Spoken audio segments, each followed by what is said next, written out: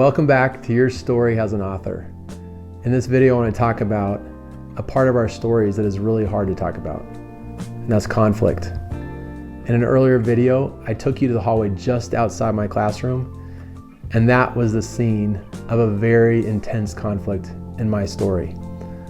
A few years ago, I was teaching the last class of the day, and as I was teaching these students about the exam coming up, a dean walked in the back of the classroom, and she just stood there waiting to talk with me. And I thought nothing of it. I thought maybe she's there to pick up a student or to take someone down to her office. But then the athletic director came in and stood next to her. And then I noticed just outside my door, a police officer was standing there. And then the principal came. And I could hear commotion going on just outside my classroom, all this yelling and shouting. And I found out later, a mom had come upset about something with her son, and she's yelling, saying, "I have to talk to the teacher right now." Well, the principal and the police officer were not going to let her walk into the middle of my class and interrupt.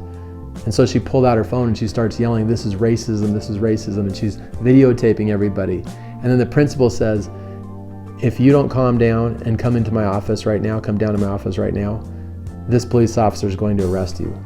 And so she made the wise choice and she went down to his office. And when the bell rang, all the students left, security stayed with me, I got all my stuff, and then I was asked to come downstairs to talk with the mother. So I came down with my heart beating really fast, wondering what she's upset about.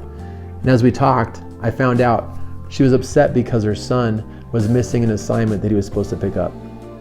So I handed her the assignment, and then she was on her way. It was over.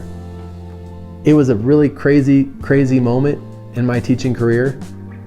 But what I found out through that conflict is the kind of community that I have at the school where I work.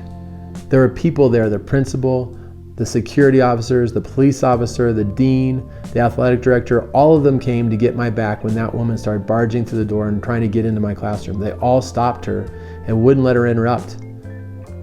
I am a blessed man because I have incredible community.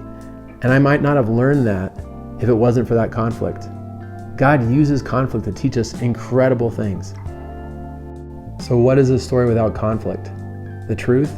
A story without conflict is no story at all. Why is that? Because it engages the audience. Not only that, but it makes the characters dynamic instead of static. Could it be that God uses conflict in similar ways in our stories to engage us, maybe even to wake us up, and to mold us into the people we were meant to become? James 1:2 says that consider trials pure joy. Sounds like a Navy SEAL, doesn't it? And it should. Great warriors are found on the other side of struggle. Character is molded through trials, and God knows that. In these next lessons, I'm going to ask you to look at trials and conflicts in your story. That's never easy, because not all conflicts have these happy resolutions. But if we can find the joy that James talks about, then even our conflicts can give us reason to celebrate the author of our story. Hey, thanks for watching my video. If you haven't already subscribed and you'd like to get more of these videos, or you'd like to get the lessons that go along with them, or you'd like to get the stories that I send out once every 2 weeks about the powerful ways that God shows up in the public school where I work, then go ahead and subscribe on YourStoryHasAnAuthor.com and join me and others as we look for and celebrate the author of our stories together.